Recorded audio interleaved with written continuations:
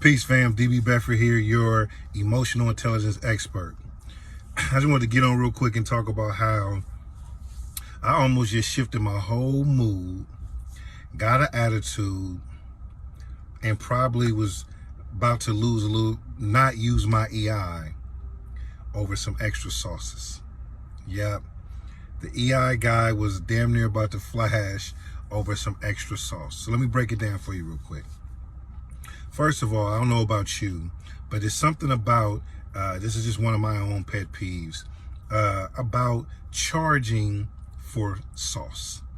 And I know that a lot of people can defend why they charge, but I've always thought that, and maybe because I'm someone who, as a matter of fact, I know it's because I'm someone who I'd rather add value than charge for little bitty things, but that's me using projection bias, right? Me projecting onto others what I would do, which is what we talk about in the emotional intelligence platform, to be mindful, right, of what you project on the others.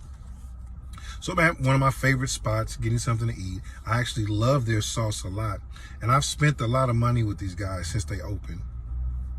I'm not going to mention the place because I like the place, right? But again, I thought this was a situation worth mentioning.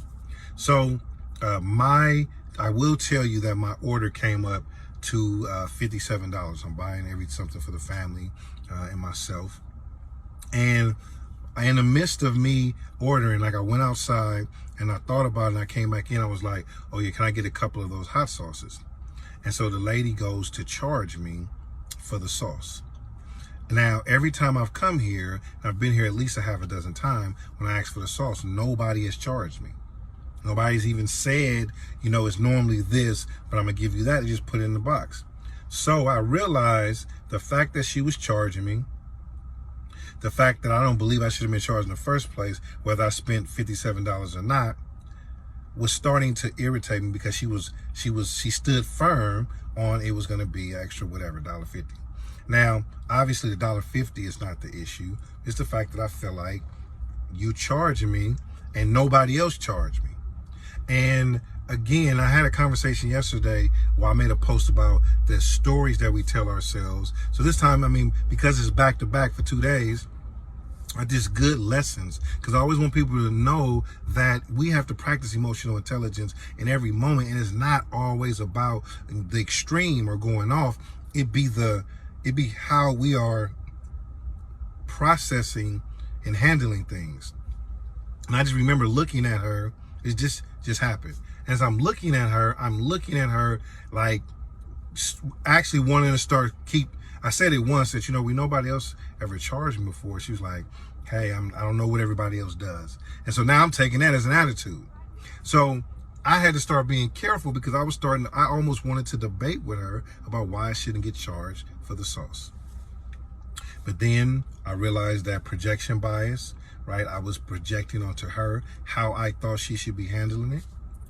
And she's right. It doesn't matter what nobody else did. She was just doing her job. And if the sauce costs 50 cents a piece, then that's just what it costs. I can either take it or leave it.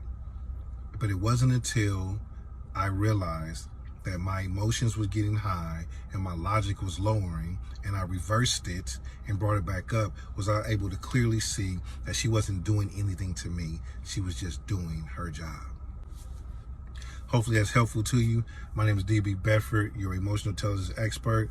Hey, if you ever find yourself tripping off petty stuff, I want you to think about projection bias. I want you to thinking about higher the emotion, lower the logic, and also your own beliefs, because that is what drives you, and you can take a strong opinion. And the strategy is to be able to pivot and take a new perspective on a situation, so that you don't make a decision that you can't come back from, or you strain a relationship unnecessarily. All right? Peace.